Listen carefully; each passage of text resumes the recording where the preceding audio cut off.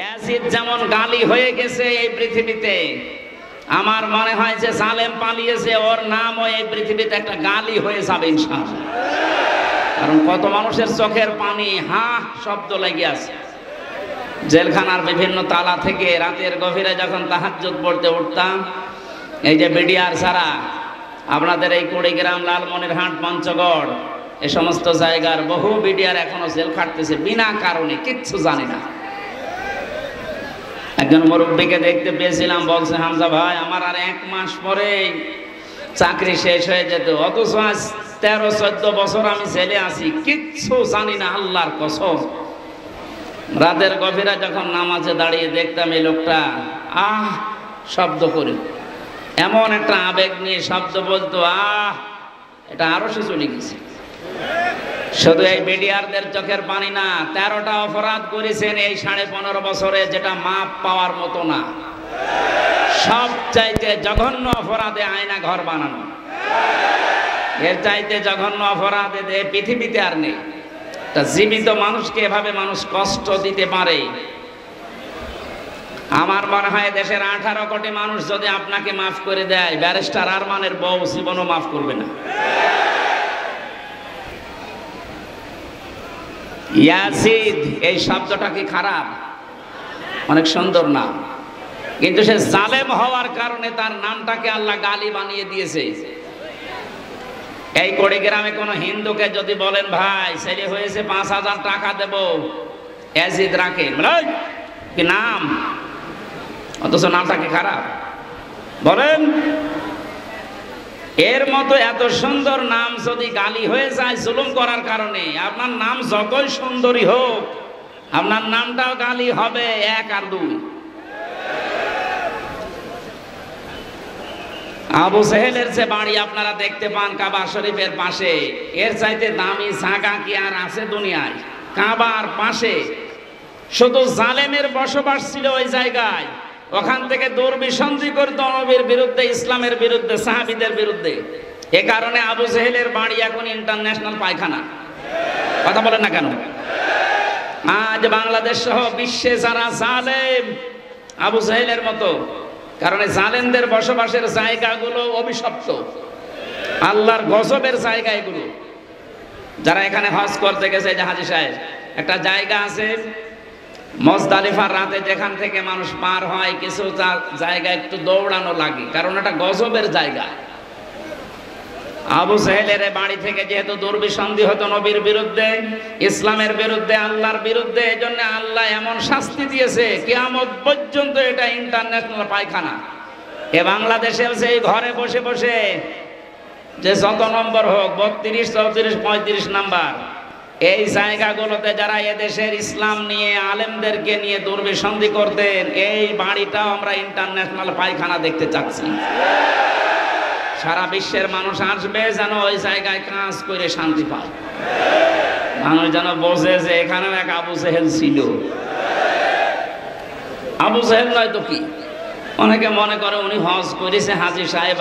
আরে ভাই, হজ করেছে বাংলাদেশ থেকে যে, আর আবু সেহেল কাবা শরীফের সভাপতি ছিল। সুতরাং আপনারা কে বলবেন আমি জানি না, আমার দাবি এইটাই, এবং বহু আলেম এই মতই দিয়েছে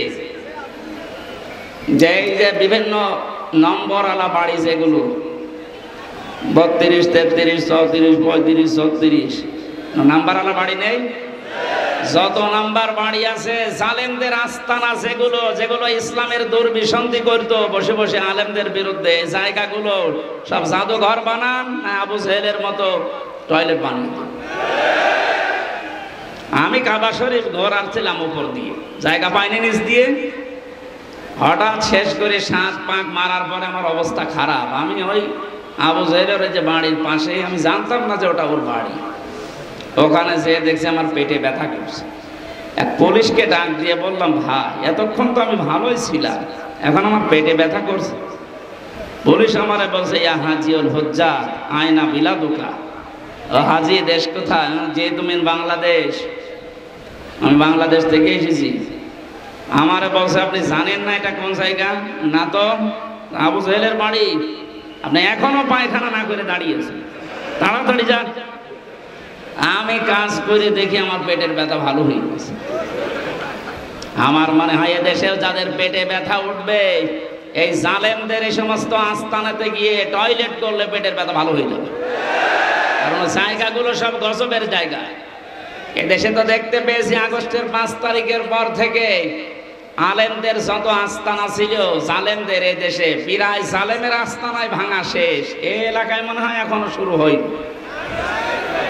আমার গোষ্ঠীয় যে 2টা ছিল, ইট খুলে নিয়ে চলে গেছে, এমনকি টয়লেটের প্যান তাও খুলে নিয়ে চলে গেছে। ওইটাও রাখবো না। জালেমদের প্রতি আল্লাহরও রাগ, আর আল্লাহর বান্দাদের তো রাগ আছে। সুতরাং যে লোকটার লাখ লজ্জা নেই, কোন লজ্জায় আপনি আসলেন সেই গোপালী থেকে আবার এই নামাজ পড়াতে ঢাকার বুকে? পিটিয়ে মেরে ফেলিনি মানুষ, তাই তো ভালো। আজ 15 জনের উপরে আহত। যে অবস্থার সৃষ্টি হয়েছে, 24 ঘন্টা সময় দিয়েছে সেই আলেমরা যে ওকে গ্রেফতার করে ডিম দেওয়া হোক, কোনো অসুবিধা নেই। আমার রিমান্ডে 10 দিন নিয়ে ডিম দেয়নি, আমারে দেখিয়েছিল যে এই যে আমরা এইটা দেই। আমাকে শুধু দেখিয়েছেন আর ও চা করেছে। আজকে আমরা সরাসরি ওরে ডিম দিতে চাচ্ছি, রাজি আছেন?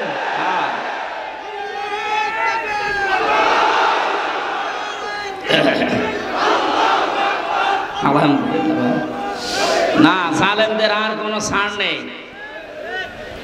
মাওলানা মামুনুল হক জানিয়েছেন এই দেশে যারা জালেম প্রকাশ্য, বড় বড় জালেম যেগুলো 1628 জন বড় বড় জালেমের তালিকা হয়েছে, ওরা আলেমদের তালিকা করত। আমি জেলে বসে আছি কাশিমপুর কারাগারে গাজীপুরে, আর আমার নামে তালিকা করেছে 116 জনের নাম শোনেননি? তার ভেতরে আমার নাম। আমি বলছি আমি জেলে, আর আমার তালিকা হয়ে যাচ্ছে। এদেশে 1628টা চেয়ার ছিল জালেমদের দোসর। এদেরও নামগুলো তালিকা করে করে কুড়িগ্রাম রাজারহাট মোড়ে মোড়ে টাঙিয়ে দেবেন। কিয়ামতের আগে যেন এদেশে কোনো জালেম আর ফিরে আসতে না পারে। চট করে ঢুকে পড়বে। ওর ইমাম শুধু চট করে ঢুকে কি দাবড়ানি খেয়েছে দেখতে পাচ্ছেন না? আপনি আসেন, আপনাকে দিয়ে অনেকে ডুগডুগি বাজাবে, বিশেষ করে রংপুরের আবু সাইদের মা। আমি কয়েকদিন আগে গিয়েছিলাম, ওর বাবা বলছে আমার এই ছেলেটা ছোটবেলা থেকেই প্রতিবাদী। আমার বাবা আমার এই ছেলেটাকে যা করেছে, যারাই করেছে এর সাথে যারাই জড়িত, আমরা সবার বিচার আল্লাহর কাছে দিয়েছি। যেহেতু বিচার আল্লাহর কাছে আছে, আপনি এ সাহস জীবনও করবেন না যে চট করে চলে আসবো। আপনাকে কিন্তু এরকম আবু সাইদের মা, আবু সাইদের বাবা বহু বসে আছে বিভিন্ন জিনিস বানানোর জন্য। আমি বানিয়ে বলছি না, বাস্তব এটা। 1000-এর উপরে মানুষ জীবন দিয়েছে 5 তারিখের আগে। আমার কুষ্টিয়ায় 16 জন, আমার সামনে 14 জন মারা গেছে এক জায়গায়। যে সমস্ত পুলিশ অফিসারদের কথা মতো নিম্নের যে পুলিশ কনস্টেবল যারা অফিসার যারা এই কাজ করেছিলেন তওবা করবেন। আর যারা এই বড় বড় এই গরু ঠাকুরগুলো, এদের কোনো মাফ নেই। আজকে একটা ধরেছে আর্মি মশিউর। এই শয়তানকে যদি জেলখানার ভেতরে এই বিএনপি আর জামাতের লোকজন পায়, ওরে মনে হয় পিটিয়ে বের ফেলে। কারণ আমি তো দেখেছি ওর উপর রাগ কি মানুষের, একেবারে বান্টু একটা মানুষ। ও বলে নাকি যে বিএনপি জামাতের লোক না মানলে আমার শরীরে জোশ আসে না। এবার নেন, আর্মির হাতে পড়িস, পিটিয়ে সোজা করে ফেলবে। এই জন্য সাধারণ পুলিশ কনস্টেবল যারা এই মানুষগুলো হুকুমের আসলে দাস ছিল, এদের কিছু করারও ছিল না। তারপরেও এরা আরো নিরপেক্ষ থাকতে পারত। যে মানুষগুলো হুকুম দিয়েছে, এই যে বেনজির, কিসের বেনজির? ওর কোনো নজির নেই। এই লোকটা সহ এখন যারা জেলখানায় আছে, পুলিশের সাবেক আইজি, এর আগের আইজি, এরপরে কিছু মানুষকে ওএসডি করেছে। আর যারা ধরা পড়তেছে, আর ওই যে হাউং আঙ্কেল আছে, হাউং আঙ্কেল,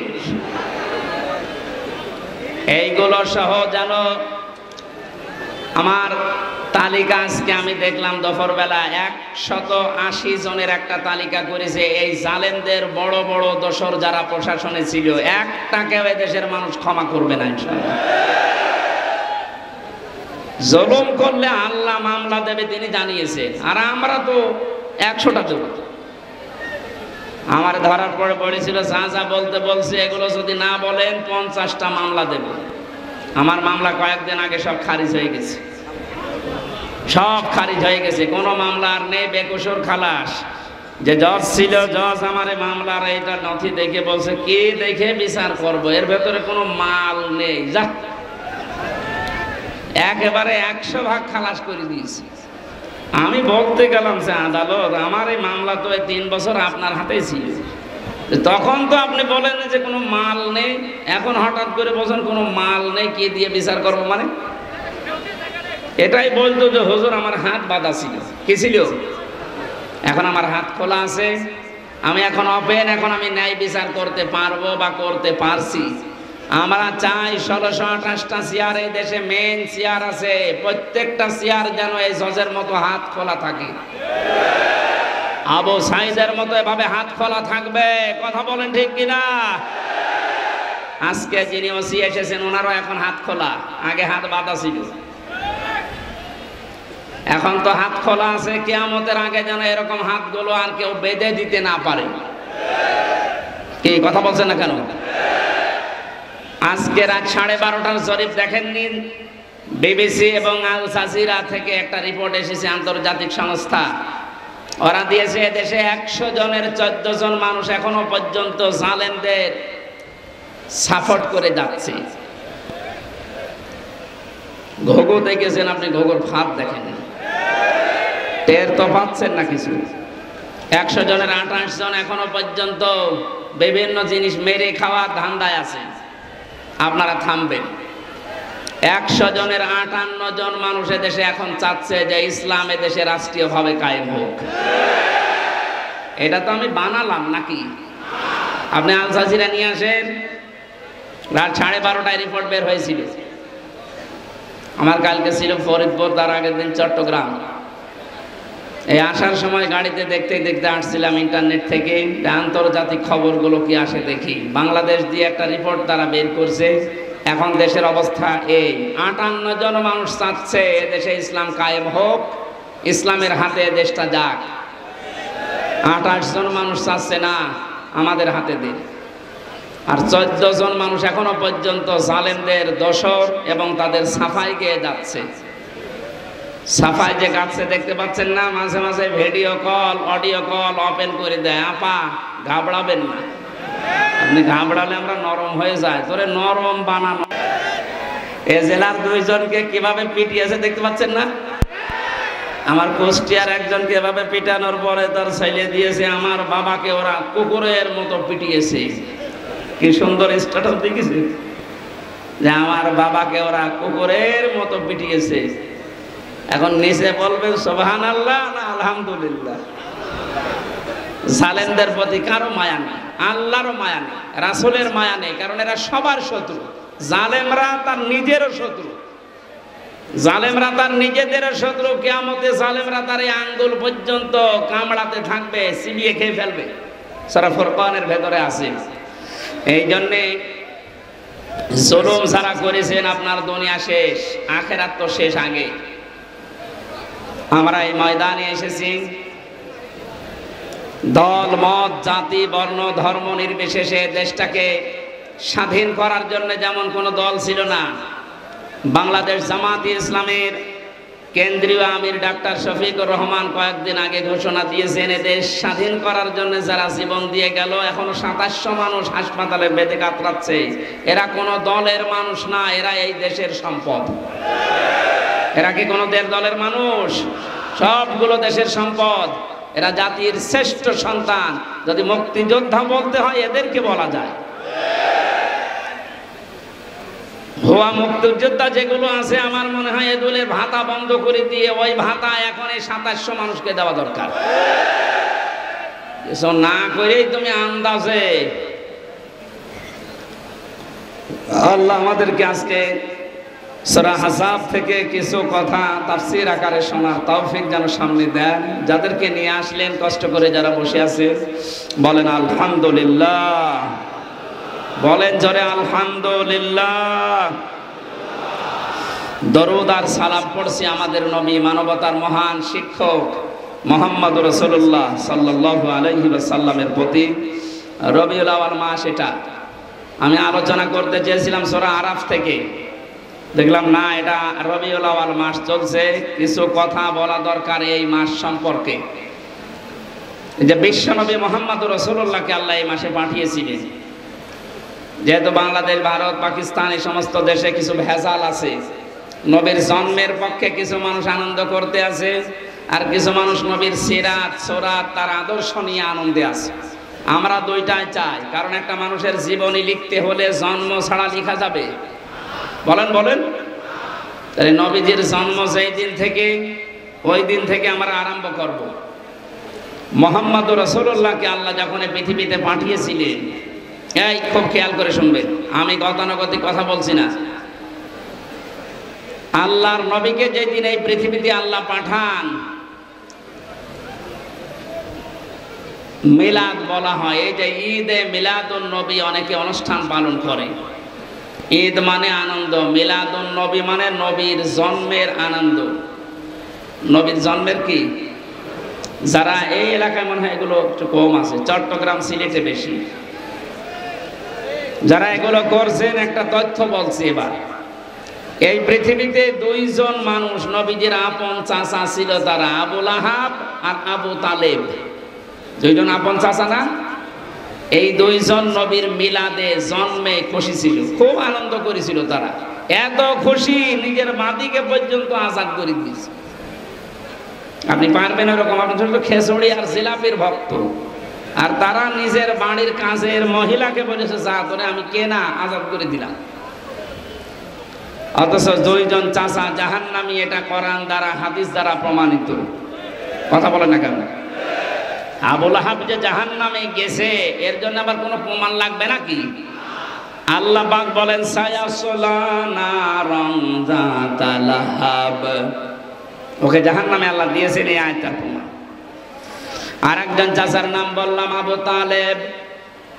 এই লোকটা মারা যাওয়ার দিন নবীজি তার মাথার কাছে গিয়ে বলেছিলেন, ইয়া আম্মি আবি তালিব লা ইলাহা ইল্লাল্লাহ হাজ্জুল লাকা ইনদাল্লাহি ইয়াউমাল কিয়ামাহ, রাহুল বুখারী।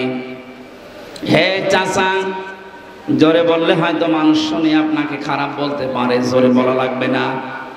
খালি আমার কানের কাছে মুখটা নিয়ে আস্তে করে বলেন লা ইলাহা ইল্লাল্লাহ মুহাম্মদ রাসূলুল্লাহর ঘোষণা দেওয়া লাগবে না, ওটা আমি নিজেই নিয়ে নিলাম।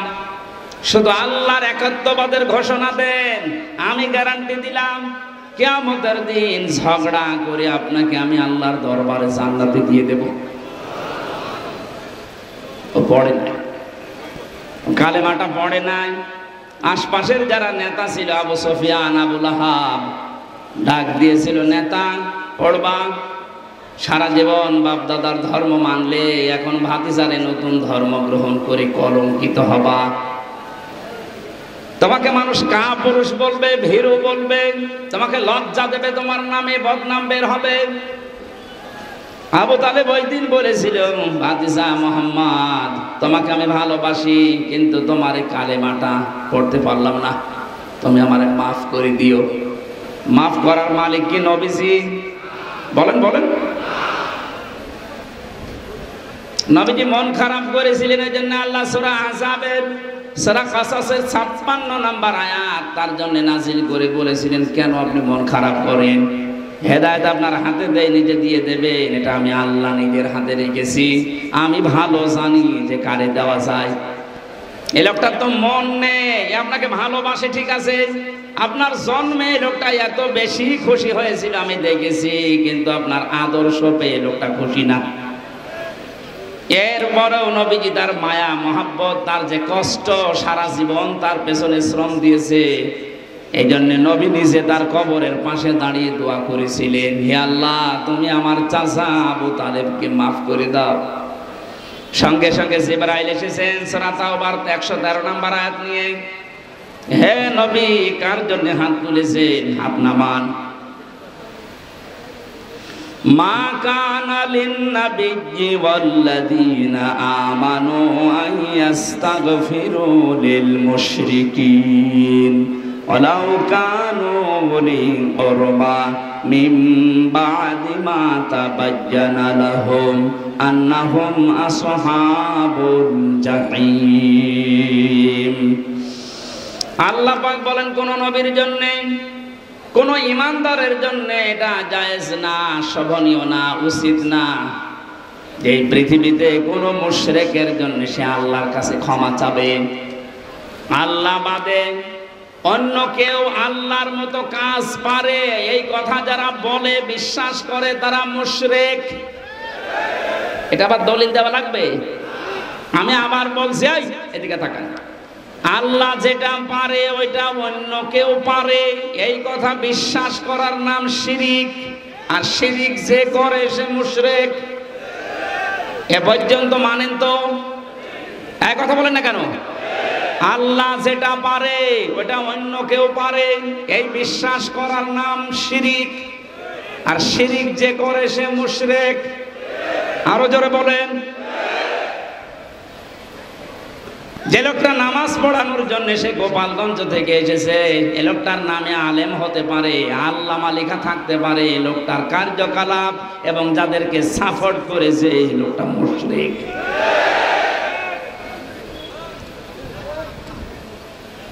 জালেমের পক্ষে যদি কেউ অবস্থান নেয়, তিরমিজি শরীফের হাদিস, নবীজি বলেন কিয়ামত পর্যন্ত কোন মানুষ যদি কোন জালেমকে সাপোর্ট করে, ভালোবাসে, সমর্থন জানায়, সে আমি নবীর উম্মত থেকে বের হয়ে যায়। তামাম দুনিয়া জানে ওই মহিলা জালেম। এই কথা বলেন না কেন? তামাম পৃথিবীর ভেতরে যে তালিকা আপনি দেখবেন ইন্টারনেটে 100 জনের তালিকা আছে, তার ভেতর ওনার নাম আছে। আপনি জানা শোনার পরও তার মার্কা নিয়ে দাঁড়ালেন, আপনার বিবেক নেই। আবার জননী নাম দিলেন, সাপোর্ট করেন, সমর্থন জানান, তার সাফাই গান, আপনি নবীর উম্মত থেকে বের হয়ে গেছেন। আপনার পেছনে নামাজ হবে কি করে? এই জন্যই তো জেলখানায় আপনার নামে বদদুয়া হইতো। আমি নিজে দেখেছি, মাওলানা মামুনুল হক বারবার আমাকে বলতো, হামজা আমি যদি বাইরে যেতে পারি জীবনে কোনো মুশরিকের জন্য জানাজা পড়াবো না, ওদের কবরেও দেব না। বলতাম ভাই আপনি এ বিষয়ে এত কড়াকড়ি কেন? বলে হ্যাঁ, আল্লাহর কোরআনের নিষেধ, মুশরিকদের জন্য ক্ষমা চাওয়া জায়েজ নেই। আপনি সরাসরি জালেমকে জননী বানিয়ে দিলেন, তার সাপোর্ট করেন, তার নৌকা নিয়ে আপনি ভোটে দাঁড়ান, আপনি তো বড় জালেম। এই কথা বলেন না কেন? কি করতেন আপনি নৌকা নিয়ে? পাশ করার পরে ওরা মদের বিরুদ্ধে পক্ষে আইন পাশ করতো, আপনিও সাপোর্ট দিতেন। তাহলে আল্লাহ যেটা নিষেধ করে ওটা কেউ যদি করতে চায় সে শিরিক করে। আর শিরিক যে করে সে মুশরিক হয়ে যায়। মুশরিকের জন্য দোয়া করা নবীর জন্যও জায়েজ নেই, ইমানদারের জন্যও জায়েজ নেই। যদিও এটা আপনার আত্মীয় হয়, আপনার নিজের এলাকার মানুষ বলে আপনি সাপোর্ট করবেন। এবার কোরআনের আয়াত একটা শোনেন, আপনি তো নিজেও জানতেন, ইয়াউমা নাদউ কুল্লা উনাসিম বিইমামিহিম। সূরা বনী ইসরাঈলের ৭২ নম্বর আয়াতের প্রথম অংশে আছে, রংপুর কুড়িগ্রাম এলাকার মানুষেরা কান খাড়া করে শোনেন আর বিবেক দিয়ে ভাবেন। বুদ্ধি আল্লাহ আপনাকে এমনি দেয়নি, শুধু জিলাপি খেয়ে রবিউল আউয়ালে শেষ করে দেবেন এর জন্য আপনাকে আল্লাহ পাঠায়নি, পাঠিয়েছে আপনার বিবেককে কাজে লাগাতে। আপনি একটু ভাবেন তো, কিয়ামতের দিন আল্লাহ বলেন আমি তোকে ডাকবো বিচারের জন্য, কিন্তু তোকে একা ডাকবো না, আগে ডাক দেব তোর নেতা নেত্রীকে, এরপরে তোকে। এটা তো আমি বানালাম না। ইয়াউমা নাদউ কুল্লা উনাসিম বিইমামিহিম। সূরা বনী ইসরাঈল 15 নম্বর পারা 8 নম্বর পৃষ্ঠার 3 নম্বর লাইনের 72 নম্বর আয়াতের প্রথম অংশে আছে। যত তাফসীর আমি পড়েছি জীবনে সব মুফাসসির আয়াতের ব্যাখ্যায় একই কথা লিখেছেন। আল্লাহ বলেন কিয়ামতে যখন তোকে আমি ডাক দেব, আজ বিচার হবে, তোরে আগে না, আগে ডাকবো তোর নেতাকে। কাকে? আগে নেতা থাকবে, এরপরে আপনি। বিবেক যদি থাকে বলেন তো আপনি যে নেতার নেতৃত্ব মেনে চলেন, যাকে আপনি আদর্শ মনে করেন, যার পেছনে স্লোগান দেন, যাকে ভোট দেবেন বলে আপনি আশা করে আছেন, এই লোকটা যদি আপনার সামনে থাকে, আপনি তার পেছনে, আপনার কি মনে হয় যে আল্লাহ আপনাকে মাফ করবে? এখনই যদি বলেন না, ধরা খাবেন না। আপনি যেন ধরা না খান, বিপদে না পড়েন, এই জন্যই তো এত কষ্ট করে আমাদের। এত কোন দুঃখে সেই কুষ্টিয়া থেকে পর্যন্ত এত দূর পথ বাড়ি দিয়ে আমার আশা, আবার চলে যাওয়া লাগবে কোন কারণে? আপনি যাচ্ছেন, আমি দেখতে পাচ্ছি কোরআনের চোখ লাগিয়ে যে জাহান্নামে যাচ্ছেন, আপনি ধরা খাবেন। এমন কোন মানুষের পেছনে থাকা যাবে না, রায় দেওয়া যাবে না যারে দেখলে আল্লাহর রাগ হয়। এরকম মানুষ দেশে নেই। আপনি এমন মানুষের পেছনে থাকবেন, রায় দেবেন, সমর্থন জানাবেন যাকে দেখলে আল্লাহর কথা মনে হয়। এরকম মানুষ এদেশে নেই। আমার তো ডাক্তার শফিকুর রহমানের দিকে তাকালে মনে হয় যে আল্লাহর কথা মনে পড়ছে। কথা বলে না কেন? আর কাওয়া কাকুর দিকে তাকালে আমার মনে হয় শয়তান তো আমি দেখিনি, যদি দেখতাম তো এরকমই হইতো। টাটকানির ভেতাল শয়তান। এই বয়স এখনো পর্যন্ত দাড়ি কেটে সেটে মনে হচ্ছে যে ইয়াং হবে, অথচ কবরে এক পা চলে গিয়েছিল। আল্লাহ দয়া করে একটু ফিরিয়ে দিয়েছে, তারপরেও যদি একটু ভালো হবে না, শয়তানে আরো বেড়েছিল। এখন আর ইঁদুরের গর্ত খুঁজে পাচ্ছে না, কোথায় যে আছে ও জানে আর আল্লাহ জানে। আমার কুষ্টিয়ায় বাড়ির নিচে একজন ভাড়া থাকতো, আমি তো জানতাম না। আমি তো 3 বছর ছেলে যেয়ে দেখছি উনি ভাড়া আছে। পরবর্তীতে শুনলাম উনি জালেমের অনুসারী। এই 5 তারিখের আগ পর্যন্ত তার দাপট কি গো। 5 তারিখের পরে শুনি যে ও কোথায় গেছে ও জানে আর ওরা আল্লাহ জানে, ওরে খুঁজে পাওয়া যাচ্ছে। আমার তো মনে হচ্ছে কোরআনের পাখি যে স্বপ্নগুলোর কথা বলেছিলেন সবগুলো আল্লাহ একটা একটা করে দেখাচ্ছে। উনি বলেছিলেন জালেমরা এদেশে ইঁদুরের গর্ত পাবে না, ঠিক তাই হয়ে গেছে। বলেছিলেন শুধু ঝাঁকা দেওয়া হবে, দিল্লি গিয়ে পড়বে, তাই পুলিশ। যদি বলতো যে আমেরিকায় পড়বে, তাও তো হইতো, যা বলেছে তাই হয়েছে। ওনার আর একটা স্বপ্ন ছিল, বলেছিল এই দেশে জালেমদের নাকের উপরে কালেমার পতাকা পথ করে উঠবে ইনশাআল্লাহ। আমার মনে হয় সেই স্বপ্ন এখন বাস্তবায়নের পথে ইনশাআল্লাহ, ওটা আমরা দেখতে পাচ্ছি। 58 জন যখন চাচ্ছে দেশে যে ইসলাম রাষ্ট্রীয়ভাবে কায়েম হোক, আর কিছুদিন যেতে দিন, এদেশের 100 জনই চাইবে যে না আমরা কোরআন চাই। কারণ 53 বছর তো আমরা দেখেছি, আমার এখন 33, আমি দেখি নাই, মুরব্বী দেখতে পারি। বাপ 75 জন যারা মুরব্বী আছে তারা দেখেছেন, বাবা চালিয়েছিল, দুর্ভিক্ষে মানুষ মারেছে। এই দুর্ভিক্ষ হয়েছিল না? আমরা তো পড়িয়েছি শুধু। স্বামী চালিয়েছিল এদেশ, চাচা চালিয়েছে, আপনাদের চাচা, ভাবি চালিয়েছিল, বউ চালালো দেখলাম। এখন শুধু বাকি আছে আল্লাহর এই কোরআন দিয়ে দেশটা চললে কেমন দেখা যায়, এটা আমরা দেখতে চাই না। আমার জীবনের সবচাইতে বড় আশা এটা।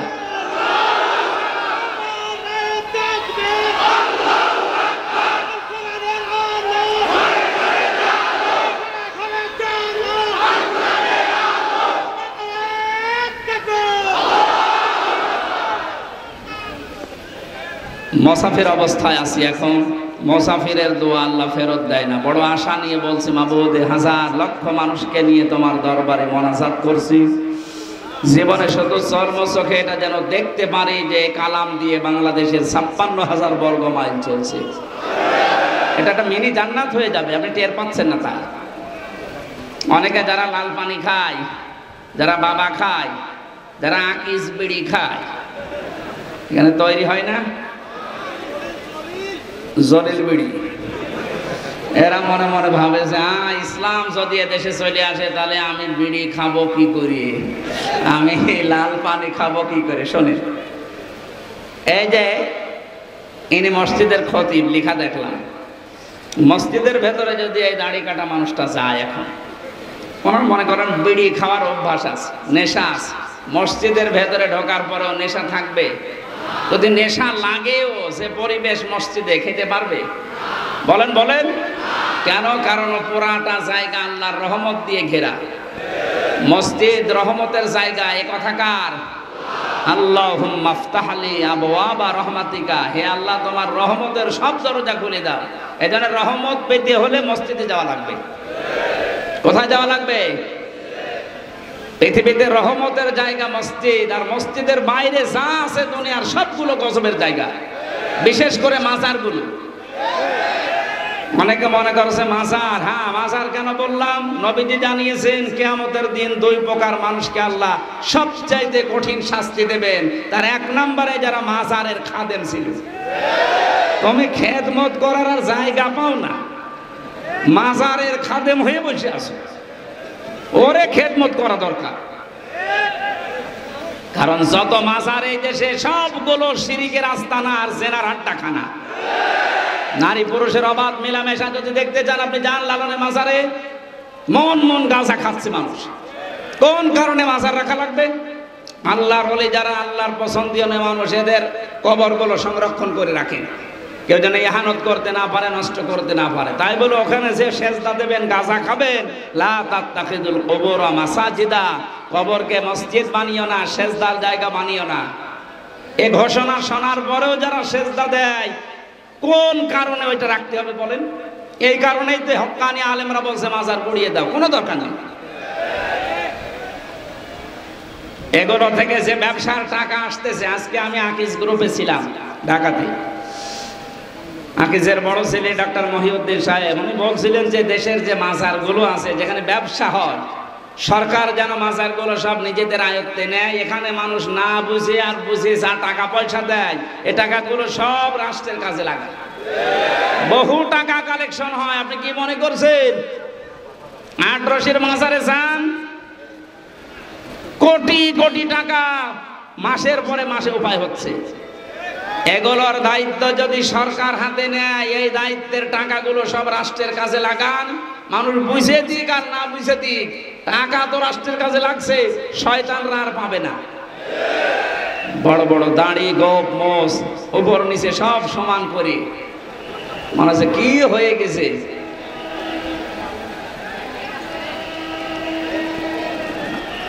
সাবধানে থাকবেন, ট্রেন আসতেছে।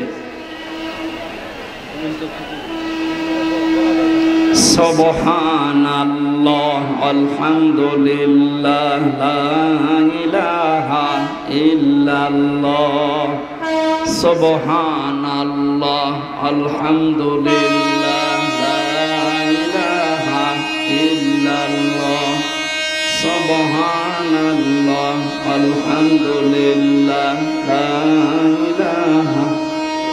একেবারে রেল লাইন কাছে রাখি। লা ইলাহা ইল্লাল্লাহ মুহাম্মাদুর রাসূলুল্লাহ। গ্রামবাসী, আমি যে তথ্য কথা বলছিলাম, বিশ্বনবীর দুইটা চাচাকে দেখলাম, নবীর দোয়া আল্লাহ ফেরত দিয়েছেন। চাচা মুশরিক, অথচ এই চাচা সবচেয়ে বেশি খুশি হয়েছিল নবীর মিলাদে, জন্মে। কথা বলে না কেন? আজ বাংলাদেশ, ভারত আর পাকিস্তান, এই তিনটা দেশে আমি দেখলাম। বাকি বহু দেশে আমার ছোট্ট জীবনে আল্লাহ আমাকে নিয়েছে। কয়েকদিন আগেও মালয়েশিয়া, সিঙ্গাপুর, থাইল্যান্ড, ইন্দোনেশিয়া সহ বহুগুলো দেশ ঘুরে এসেছি। কোনো দেশে এগুলো আমি পাইনি। খালি এই বাংলাদেশে, ভারতে আর পাকিস্তানে এই ব্যবসা চলছে। মানুষ ঈদে মিলাদুন নবীর নাম নিয়ে যা করছেন, আপনি যদি শুধু নবীর মিলাদ নিয়ে খুশি হয়ে বলেন যে আর কিছু লাগবে না, আপনি জাহান্নামে যাবেন আবু লাহাবের মতো আর আবু তালেবের মতো। আরো দুইজন চাচার কথা আমরা জানি, হযরত আব্বাস, হযরত হামজা, দুইজন চাচা, তারাও নবীর জন্মে খুশি ছিলেন, তারাও নবীর মিলাদে খুশি হয়েছিলেন জন্মে, কিন্তু তারা সবচাইতে বেশি খুশি ছিলেন নবীর আদর্শে। এখানে হযরতে হামজা নিজের জীবন দিয়েছেন, নবীর আদর্শ ছাড়েননি। কথা বলেন ঠিক কিনা?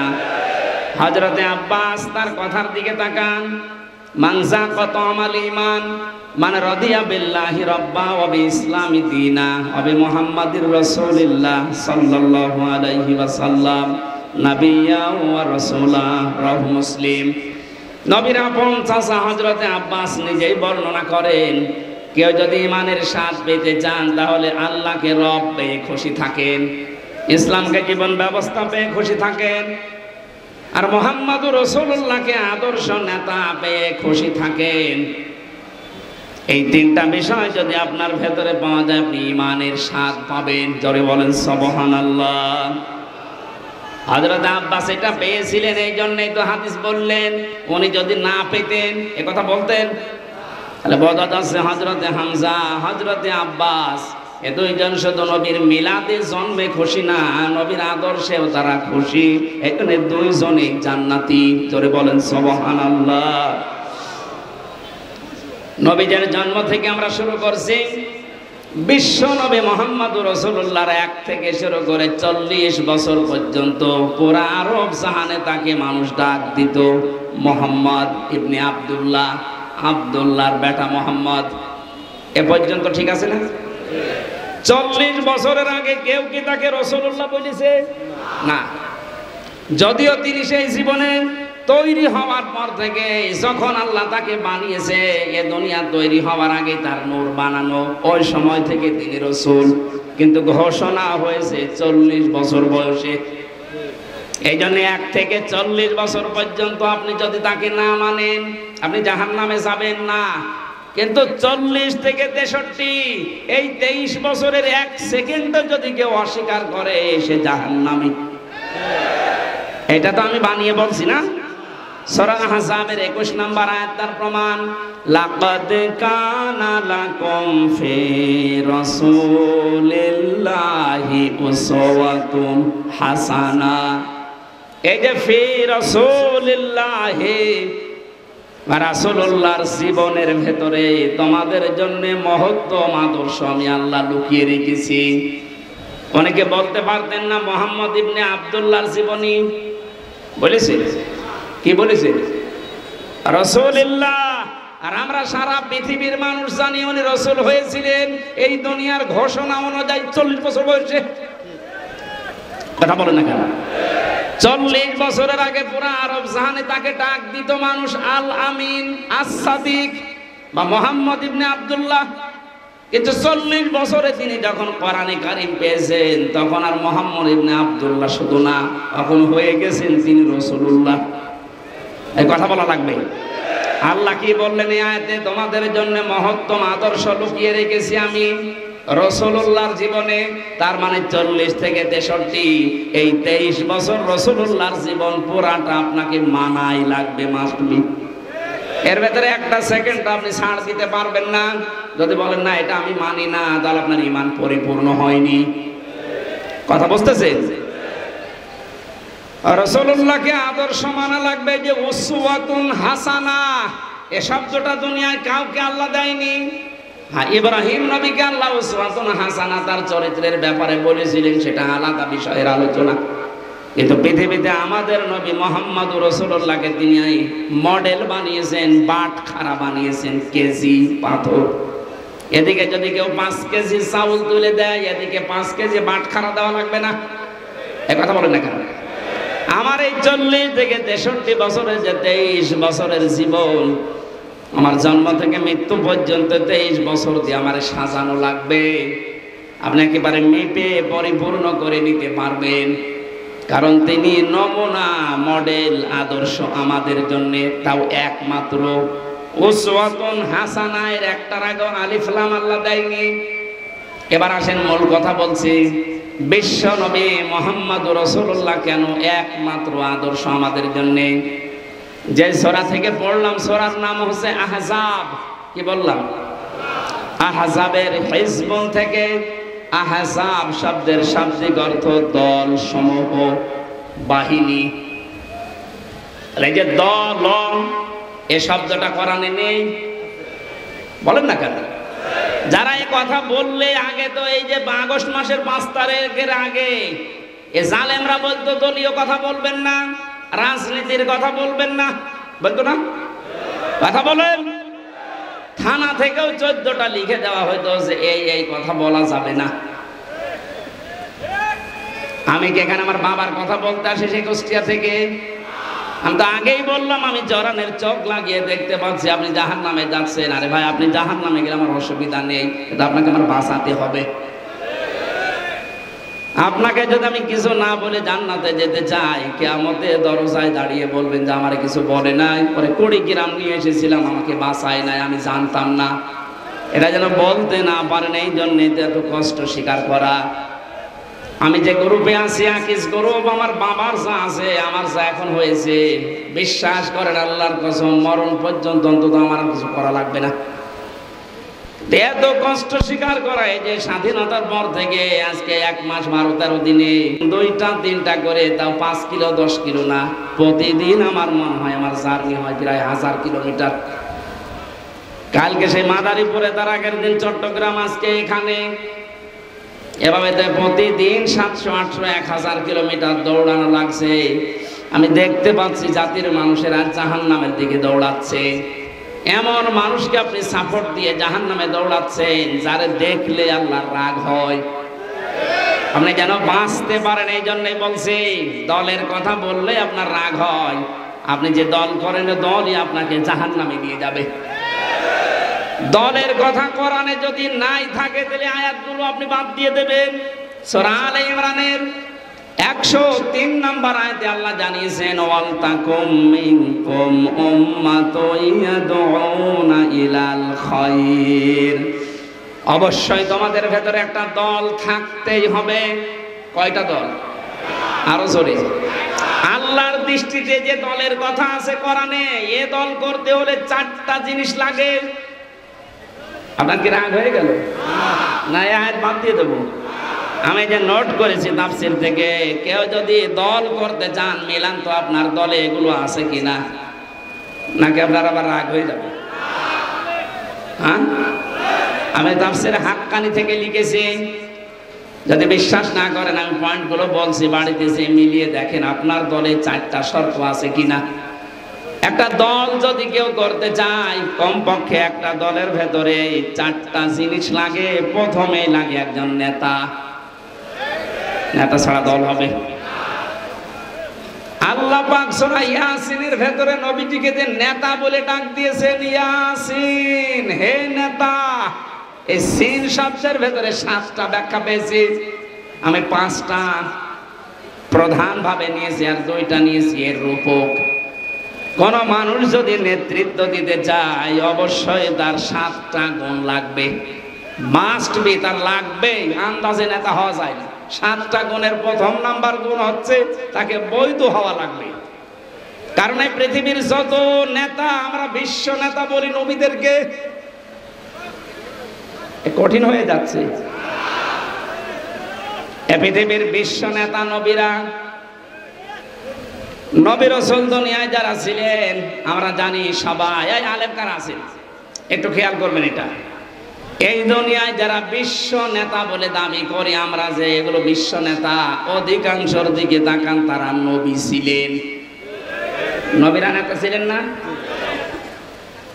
ওয়াজআলনাহুম আইম্মাতান, আল্লাহ বলেন আমি এই পৃথিবীতে নবীদেরকে নেতা বানিয়ে পাঠিয়েছি। ইয়াহদুনা বিল হক, তারা সত্য পথে মানুষদেরকে আহ্বান জানিয়েছেন।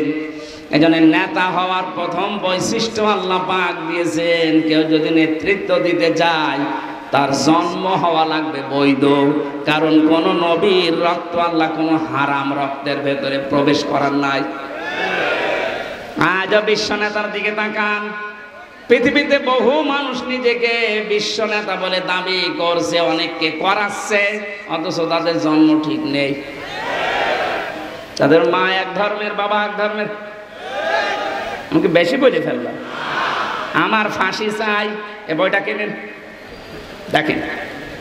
আপনার যদি রাগ হয়, বীর মুক্তিযোদ্ধা মতিয়ার রহমান রেন্টুর লিখা,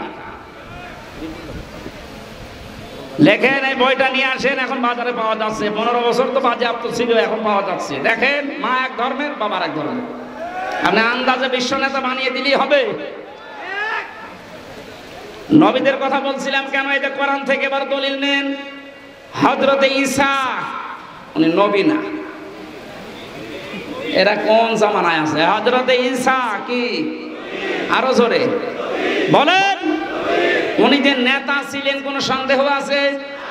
ওনার জন্মের পরেই জাতির লোকেরা ওনার অবৈধ বলেছিল। আল্লাহ পাক বলেন, ফাশারাতে ইলাইহি ক্বালু কাইফা নুকাল্লিমু মান কানা ফিল মাহদি সাবিয়্যা। হযরতে মরিয়ম ইশারা দিয়েছিলেন দোলনার দিকে যে এই ছেলেটাকে জিজ্ঞাসা করো, নিজেই বলবে অবৈধ না অবৈধ। জাতির লোকেরা বলেছে, ক্বালু কাইফা নুকাল্লিমু মান কানা ফিল মাহদি সাবিয়্যা। এতটুকু সিবিয়ান বাচ্চা কি করে দোলনা থেকে কথা বলবে? এ বলতে দেরি জাতির লোকের। হযরতে ঈসা দোলনা থেকে জবাব দিয়েছিলেন, ক্বালা ইন্নী আবদুল্লাহ। আমি অবৈধ সন্তান না, আমি আল্লাহর বান্দা। এতটুকু তিনি শেষ করেননি। হযরত ঈসা দোলনা থেকেই তিনি বললেন, আতানিয়াল কিতাবা ওয়া জাআলানি নাবিয়্যা। আল্লাহ পাক আমাকে সামনে কিতাব দেবেন এবং জামানার নবী করে আল্লাহ আমাকে পাঠিয়েছেন।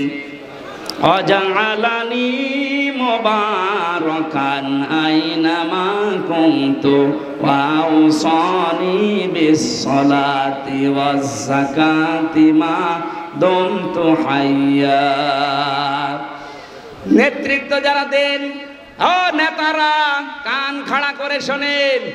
হযরতে ঈসা ডাক দিয়ে দোলনা থেকে জাতির লোককে জানিয়েছে, আল্লাহ পাক আমাকে সামনে কিতাব দেবেন, জামানার নবী করে পাঠিয়েছেন। শুধু নবী না, ওয়া জাআলানি মুবারাকান আইনামা কুনতু, আমি যেখানেই থাকবো জায়গাটা আল্লাহ বরকতময় করে দেবেন। নেতাদের বৈশিষ্ট্য এইটা, প্রথম গুণ তাদের, তারা যেখানে যাবে আল্লাহ ওই জায়গাটা বরকত দিয়ে ভরে দেয়। আজ দেশের দিকে তাকান, যে সমস্ত নেতা কোন জায়গায় গেলে ওই জায়গাটা ধর্ষণের সেঞ্চুরি করে, অন্যের বউ নিয়ে ভেঙে যায়। এই যে দরবেশের জীবনী পাওয়া যাচ্ছে না এখন। কোন ব্যাংকারের বউ নিয়ে ভেঙে গেছে। ঈসা আলাইহিস সালাম তিনি নেতা ছিলেন, তিনি বললেন, আল্লাহ যেখানে আমাকে নেয় সেখানেই বরকত দিয়ে আল্লাহ ভরে দেয়। আপনি নবীর আদর্শের নেতা, তাকান, আজ আমি নাম ধরেই বলছি, ডাক্তার শফিকুর রহমান যেখানেই যাচ্ছে মনে হচ্ছে বরকত দিয়ে ভরে যাচ্ছে। কুষ্টিয়ায় 16টা শহীদ পরিবারে 32 লাখ টাকা দিয়ে এসেছে কয়েকদিন আগে। এদেশে টাকা, কুড়িগ্রাম 8 লাখ দিয়েছে। যেখানে যাচ্ছে সেখানে বরকতে ভরে যাচ্ছে। মানুষ তার চেহারা দেখার জন্য পাগল। টাকালা লোক নেই এদেশে। দরবেশের মতো মানুষ 32 না 36,000 কোটি টাকা, 38। এমন নেতা যেখানে যায় শুধু মারিং, শুধু কাটিং। আর এমন মানুষকে আমরা দেখতে পাচ্ছি যেখানে যাচ্ছে বরকত দিয়ে ভরে যাচ্ছে। আপনি নেতা খুঁজে পান না, আন্দাজে লাফান। যেখানেই যাবে নেতা, তার কোয়ালিটি এটা, জায়গাটা আল্লাহ নিজে বরকত দিয়ে ভরে দেবেন। নেতারা কি বলেন, ওয়াউসানি বিস-সালাতি ওয়াজ-যাকাতি, আল্লাহ আমাকে আদেশ দিয়েছেন আমি যেন নামাজ পড়ি, আমি যেন যাকাত দেই। কি নেতা নামাজ পড়ে না? হ্যাঁ, এরকম নেতা নেই। রাজশাহীর অধ্যাপক নজিবুর রহমান জামাতের নায়েবে আমির, উনি ঘোষণা দিয়েছেন, এই দেশে যদি কেউ নামাজ না পড়ে, কেউ যদি সম্পদের যাকাত না দেয়, ওকে ভোট দেবেন না। এই কথা বলেন না কেন? উনি এই আয়াতের দলিল দিয়েছেন যে নেতা ছিলেন হযরত ঈসা, তিনি জাতির লোককে বললেন, আমি আদেশ পেয়েছি যে নামাজ পড়া লাগবে, যাকাত দেওয়া লাগবে। কতদিন? মা দুমতু হাইয়া, যতদিন আমি বেঁচে থাকি। নেতাদের আরো বৈশিষ্ট্য আল্লাহ বলেছেন, ওয়া বাররাম বিওয়ালিদাতি ওয়া লাম ইয়াজআলনি জাব্বারান শাকিয়্যা। বলেন আল্লাহু আকবার। আমার মনে হয় কোরআনের এই কথাগুলো একটু বানিয়ে বানিয়ে বলছি। আলেমদেরকে তাহলে জিজ্ঞাসা করেন বানাচ্ছি কিনা। সবগুলো তাফসীর থেকে আমি পড়ে এসেছি। নেতারা তাদের মা বাবার ভক্ত হয়, এমন নেতা তাকান ঢাকাতেই পড়ে আছে সারা জীবন, মা বৃদ্ধাশ্রমে কাটায়। এদেশে নেই, নাম ধরা লাগবে। কিসের নেতা আপনি? নেতৃত্ব দেওয়ার জন্য 4-7টা কোয়ালিটি লাগে। তার 1 নম্বরে নেতারা হবে বৈধ সন্তান এবং বৈধভাবে নেতৃত্ব দেবে। এই 15.5 বছর যারা নেতৃত্ব দিয়েছে অধিকাংশগুলোই অবৈধ।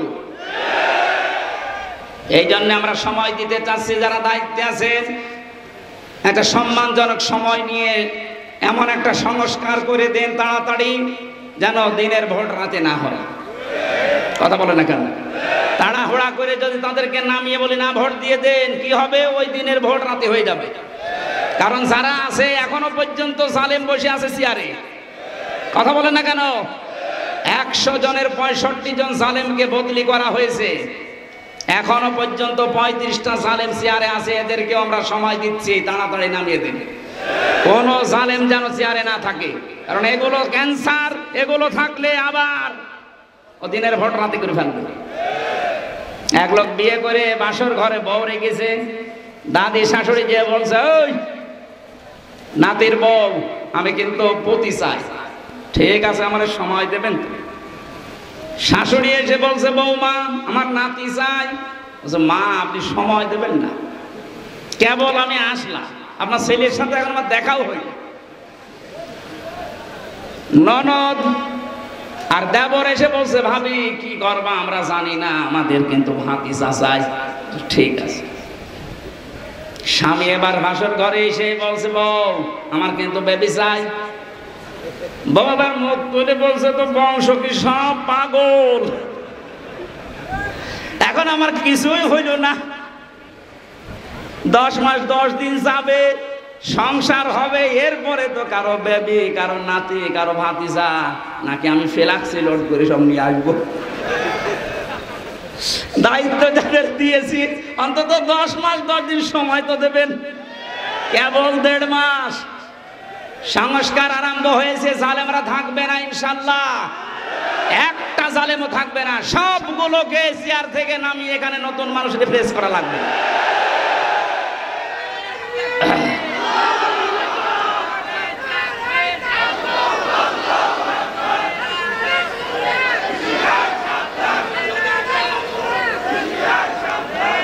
সময় যদি আপনি না দিয়ে বলেন যে না তাড়াতাড়ি দেন, তাড়াতাড়ি দিয়ে করবো কি?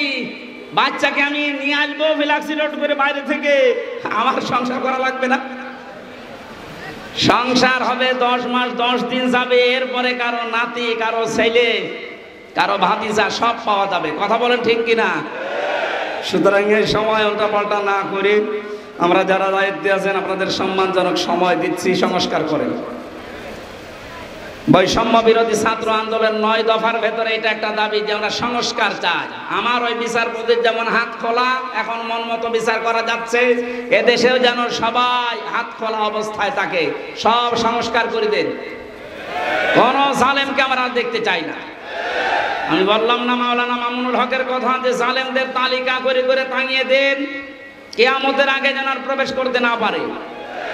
হযরত নূহ দোয়া করেছিলেন, লা তাযার আলাল আরদি মিনাল কাফিরিনা দাজ্জারা, হে আল্লাহ কোন জালেম যেন না থাকে, ওর আন্ডা বাচ্চাও যেন না থাকে, কারণ ওর পেট থেকে যেটা আসবে ওটা ডবল হারামি হবে।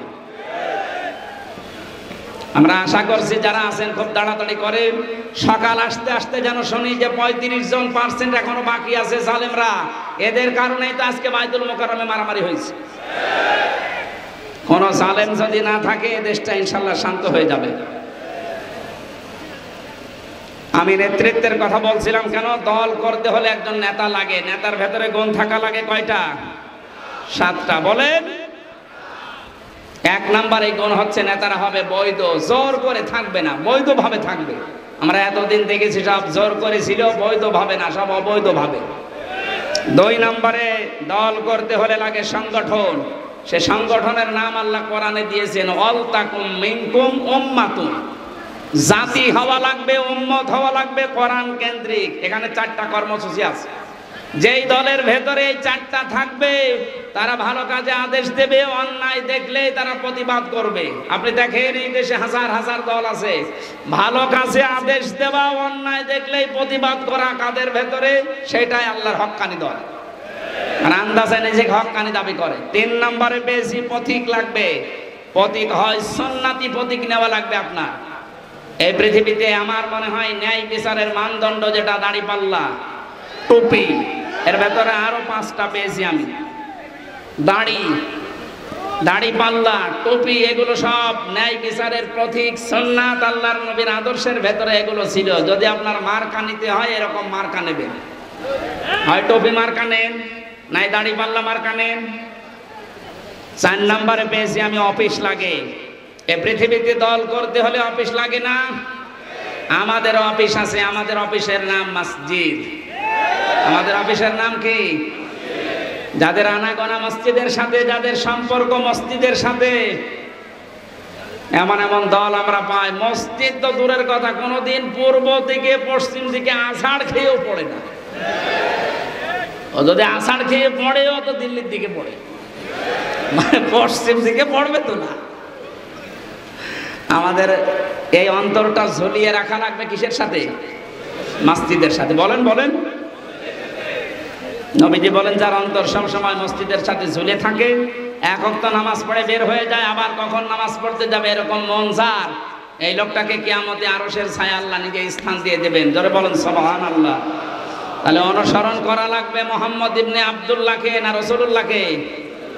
আল্লাহর নবীকে অনুসরণ করলে 27টা উপকার হয় দুনিয়া আখিরাত মিলে। কয়টা? আরো জোরে বলেন।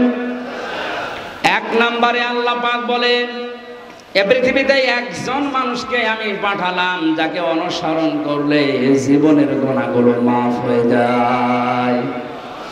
قُلْ إِن كُنتُمْ تُحِبُّونَ اللَّهَ فَاتَّبِعُونِي يُحْبِبْكُمُ اللَّهُ وَيَغْفِرْ لَكُمْ ذُنُوبَكُمْ وَاللَّهُ غَفُورٌ رَّحِيمٌ। সূরা আলে ইমরানের 31 নম্বর আয়াতে আছে, ইবনে কাসিরে পাবেন। হে নবী আপনি বলেন যদি আল্লাহকে ভালোবাসি এ দাবি করো তাহলে আমার অনুসরণ করো। আমার অনুসরণ যখন থেকে আরম্ভ করবা ওই সময় থেকে আল্লাহ 2টা পুরস্কার দেবে। 1 নম্বরে জীবনের গুনাহগুলো মাফ করে দেবে, 2 নম্বরে জান্নাতি বলে ঘোষণা দিয়ে দেবে। এবার আমার প্রশ্ন, অনুসরণ করা লাগবে নবীকে পূর্ণাঙ্গ না আংশিক? না না, এদিকে তাকান। এই যে ফাত্তাবিউনি, আমার অনুসরণ করো, এ কথা বলতে নবীজি বলেছেন অনুসরণ কি আংশিক না পূর্ণাঙ্গ? আমাদের অনুসরণ কি আংশিক হয় না পূর্ণাঙ্গ? আমরা হয়তো আজ অনেকেই দাড়ি, টুপি, পাগড়ি, জুব্বা, খাবারের পরে মিষ্টি খাওয়া, মেশাক করা, এইগুলো নিয়ে ব্যস্ত। কিন্তু নবীর জীবনে যে আরো আছে, পূর্ণাঙ্গ করতে হলে বিশ্ব নবী খাবারের পরে যেমন মিষ্টি খেয়েছিলেন, নামাজের আগে যেমন মেশাক করেছিলেন, এই নবী 10 বছর কোরআন দিয়ে রাষ্ট্র চালিয়েছিলেন। এইটা আপনার কাছে সুন্নাত মনে হয় আর ওইটা আপনার কাছে রাজনীতি মনে হয়। আপনি মানুষ, আমার মনে হয় নবী এখন বেঁচে থাকলে আপনি এটাই বলতেন। এই জন্য আমাদের অনুসরণ আমরা দেখতে পাই যে আংশিক হচ্ছে, পূর্ণাঙ্গ হচ্ছে না। আর যারা যুগে যুগে দেখলাম পূর্ণাঙ্গ অনুসরণ করেছে তারা মাপ পেয়েছে, তারা জান্নাতের গ্যারান্টি পেয়ে গেছে। আর যারা পূর্ণাঙ্গ অনুসরণ না করে আংশিক অনুসরণ করেছে তারা জাহান্নামী, তারা মাফও পায়নি, জাহান্নামে গেছে। তার প্রমাণ আব্দুল্লাহ ইবনে উবাই। এরকটার অনুসরণ পূর্ণাঙ্গ না আংশিক? আংশিক ছিল। ওর পুরা জীবন আমি পড়েছি। আব্দুল্লাহ ইবনে উবাইয়ের পুরা জীবনের ভেতরে আমার এক জায়গায় শুধু ত্রুটি পেয়েছি, ইসলাম দিয়ে কোরআন দিয়ে দেশ চলুক এইটাও চাইতো না। তাছাড়া বাকি সব অনুসরণ ওকে পেয়েছি আমি। রাসূলের পেছনে নামাজ পড়তো, রাসূলের মতো দাড়ি রাখতো, জুব্বা গায়ে দিত, কাবা শরীফ তাওয়াফ করতো নবীর সাথে, হজে গিয়ে ইফতারি করতো নবীর সাথে, নবীজির কথা মতো নিজের নাম, বাবার নাম, ছেলের নাম, নাতি ছেলের নাম সব আব্দুল্লাহ রেখে দিয়েছে। কিন্তু এক জায়গায়ও কোনোদিন চাইনি যে ইসলাম দিয়ে মদিনা চলুক। এটা কেউ দুনিয়ার কাজ মনে করতো, রাসূলের পেছনে থাকতো না। আল্লাহর নবী এইটা কায়েম করার জন্য উহুদে যাচ্ছিলেন, তখন 300 লোক নিয়ে ভেগে গিয়েছিল। আজ যদি আপনার অনুসরণ রকম আংশিক হয়, ওর জন্য আল্লাহ দিয়েছিলেন ওয়ালা তুসাল্লি আলা আহাদিম মিনহুম, হোম আছে হোম, এটা জমির বহু বছর। আব্দুল্লাহ ইবনে উবাইয়ের নাম যদি আল্লাহ দিয়ে দিতেন তা আমরা কোনো চিন্তায় থাকতাম না, কারণ হোম দিয়ে আমরাও ঝামেলায় আছি। আল্লাহ বলেন শুধু এর না, এর মতো যারাই আসবে দুনিয়ায়, যারা শুধু আংশিক অনুসরণ করে, পূর্ণাঙ্গ না, হেনবি আপনি তাদের জানাজা দূরের কথা কবরের পাশে তোলাবেন না। আমার মনে হয় কোরআনের আয়াত যদি আজ নাজিল হওয়ার সিস্টেম থাকতো, বাংলাদেশে বহু মানুষের নামে আয়াত নাজিল হয়ে যেত। হয় না, কে বলেছে যে হোম আছে, এই হোম দিয়ে আপনি এর ভেতরে আছেন। যাদের অনুসরণ আংশিক হয়, শুধু পূর্ণাঙ্গ হয় না। আল্লাহ আমাদেরকে যে 27টা বিষয় আমি আজকে নোট করেছি আয়াত থেকে, তার একটা প্রমাণে রাসূলকে অনুসরণ করা লাগবে একমাত্র, কেবলমাত্র, শুধুমাত্র এই জন্যে, কারণ তাকে অনুসরণ করলে জীবনের গুনাহ মাফ হয়ে যায়। সম্মানিত মা বোন যারা এসেছেন, 6 জন নারীকে আপনার আদর্শ বলে ঘোষণা এসেছে হাদিস কোরআনে। তার 1 নম্বরে হযরতে খাদিজাতুল কুবরা রাদিয়াল্লাহু তাআলা আনহা। তাকে আল্লাহ সালাম দিয়েছিলেন যে কারণগুলোতে, তার অন্যতম কারণ তিনি স্বামীকে সাহায্য করতেন, ইসলামের পথে চলতে, ইসলাম কায়েম করতে, ইসলাম প্রচার করতে। যারা সাহায্য করেন স্বামীকে, যারা স্বামীর জন্য পাহারায় থাকেন, সব সময় স্বামীকে সাহায্য দোয়া করেন, তারা খাদিজাতুল কুবরার সাথে জান্নাতে থাকতে পারবে। আল্লাহ আমাদের মা বোনদেরকে খাদিজার মতো জীবন অনুসরণ করার তৌফিক দিন। আমরা যতটুকু বলেছি এতটুকুর উপরে আমল করার তৌফিক কামনা করে শেষ করছি। আল্লাহুম্মা আমিন। লা ইলাহা ইল্লা আনতা সুবহানাকা ইন্নী কুনতু মিনাজ জালিমিন। আল্লাহ, প্রচন্ড এই গরমের ভেতরে তাকাও তোমার বান্দা বান্দিগুলো, এত গরমের ভেতরেও বাড়িতে না থেকে কোরআনের মাহফিলে এসে আল্লাহ ঘন্টার পরে ঘন্টা তারা সময় দিয়েছে, বোঝার চেষ্টা চালিয়েছে। আমিও চেষ্টা চালালাম, যতটুকুই বুঝেছি জীবনে আমল করার তৌফিক দাও। আয়োজনে যারা আঞ্জাম দিয়েছে আল্লাহ, রাজারহাটবাসী যে যতটুকু কোরআনের জন্য এগিয়েছে, তোমার রহমত ওই দিকে এগিয়ে দাও। নবীর এই ঘরকে কিয়ামত পর্যন্ত এখানে তুমি কায়েম এবং দায়েম রাখো আল্লাহ। এর সভাপতি, সেক্রেটারি, মোতাওয়াল্লি সদস্য, যার মাধ্যমে এসেছি, সিরাজুল ইসলাম ফারুকী ভাই সহ যত আলেম এসেছে, আল্লাহ তুমি সবাইকে মঞ্জুর করে নাও। সম্মানিত মা বোনদেরকে খাদিজাতুল কুবরার মতো বানিয়ে দাও। প্রশাসনের যে ভাইগুলো এসেছে আল্লাহ, এদের উপরে রহমত নাজিল করো। আসমান জমিনের বালা মুসিবত থেকে কুড়িগ্রাম জেলাকে বাঁচাও। যত রাজনৈতিক দলের নেতা কর্মীরা এসেছে আল্লাহ, সবাইকে কোরআনের খাদেম বানিয়ে দাও। আমরা হেদায়েত চাই, মেহেরবানি করে তুমি আমাদেরকে হেদায়েত দান করো আল্লাহ। কখন কার মরণ চলে আসে জানি না। আজরাইলকে দেখার আগেই আমরা কালেমা চাই আমাদের মুখে। দেশটা যখন স্বাধীন করে দিয়েছো আল্লাহ, তোমার কালেমাটা আমরা দেশে দেখতে চাই। কালেমার পতাকা যেন পথ করে দেশে ওড়ে আল্লাহ, সেরকম ব্যবস্থা করে দাও। জীবনে কিছু যদি তোমার ভালো না লাগে আল্লাহ, আমাদের জন্ম চোখে অন্তত এইটা তুমি দেখার সুযোগ করে দাও। 56,000 বর্গ মাইল তোমার কালাম দিয়ে চলছে। বারাকাল্লাহু লানা ওয়া লাকুম ফিল কোরআনিল আযীম। অসুস্থ আমি সহ যারা আছি আমাদেরকে শেফায়ে কামেলা আজলা দান করো। আমার কণ্ঠটা আল্লাহ তুমি ছেড়ে দাও। আলহামদুলিল্লাহি রাব্বিল আলামিন। লা ইলাহা ইল্লাল্লাহু মুহাম্মাদুর রাসূলুল্লাহ।